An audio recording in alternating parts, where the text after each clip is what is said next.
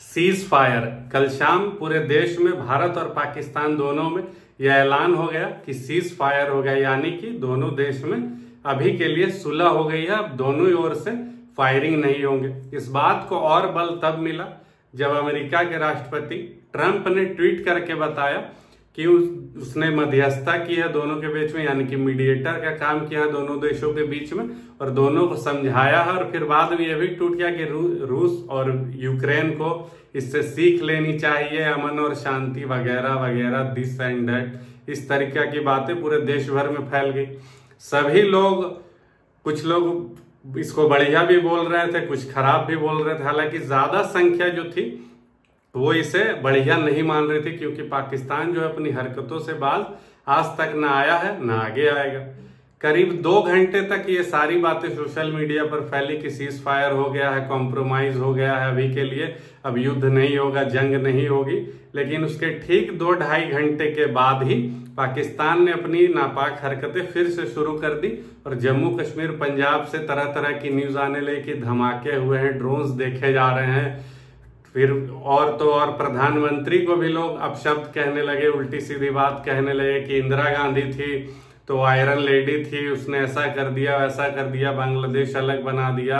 मोदी ऐसा नहीं कर सकते। फिर एक वीडियो भी वायरल हुआ जब आपकी अदालत में मोदी जी आए थे, उस समय शायद वो सीएम थे गुजरात के, तो उनका एक वीडियो भी वायरल हो रहा है कि वे उस समय जो बातें कह रहे थे कि जब पाकिस्तान आकर मारता है भारत के लोगों को, पड़ोसी आकर मारता है तो लोग अमेरिका जाकर रोते हैं, यानी कि वे उस समय जो सरकार थी उसको इस तरीके के बातें बोल रहे थे। और आज ये काम इनके शासन में हो रहा है, ऐसे भी लोग टिप्पणी कर रहे हैं कि अभी आपके रहते पाकिस्तान ने आकर ये हमारा भी, और जो तीसरा देश है यानी कि थर्ड पर्सन हम लोग दोनों के बीच में बोल रहा है, और वो क्यों बोल रहा है, मीडिएटर क्यों बन रहा है, चौधरी क्यों बन रहा है, क्यों हीरो बन रहा है बीच में, जबकि ये बात हम दोनों के, नागरिक हमारे मारे जा रहे हैं, देश हमारा पीछे जा रहा है उनके कारण।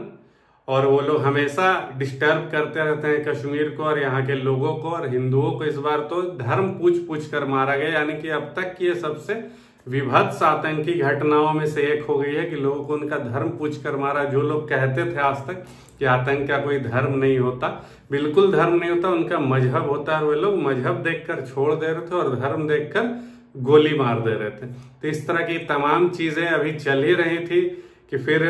मोदी जी को भी लोग अपशब्द कह ही रहे थे, और इस बीच फिर से फायरिंग शुरू हो गई। और फिर से रात में क्या हुआ, फिर प्रेस कॉन्फ्रेंस किया गया इंडिया की ओर से, कहा गया कि पाकिस्तान ने सीज फायर का उल्लंघन कर दिया है और यहां से फिर से जवाबी कार्रवाई शुरू हो रही है। और एयरफोर्स ने भी इस बात को कहा कि ऑपरेशन सिंदूर जो है वो अभी भी जारी है,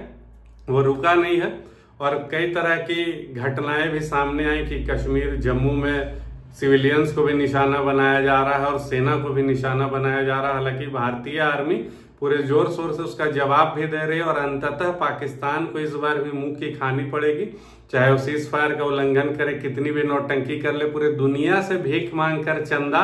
मांग ले, उसके बाद भी भारत से युद्ध करना उसके बूते का न पहले था, न आज है, न आगे रहेगा। इसका जो जीता जागता सबूत है कि वो कितना ही युद्ध हार चुका है, ऑफिशियल और अनऑफिशियल दोनों तरीके से। तो इंडियन आर्मी, इंडियन एयरफोर्स और नेवी है, इससे सकना अभी फिलहाल और आने वाले हजारों वर्ष तक पाकिस्तान के लिए लगभग नामुमकिन है। वो पीठ पीछे छुरा भोंक सकता है, वो सामने से हाथ जोड़कर माफी मांग सकता है और उसके बाद फिर से अपनी नापाक हरकतें कर सकता है, वो इस तरह का काम जरूर कर सकता है, लेकिन आमने सामने आकर, आमने सामने भिड़ के वो भारत से कभी भी नहीं जीत सकता है।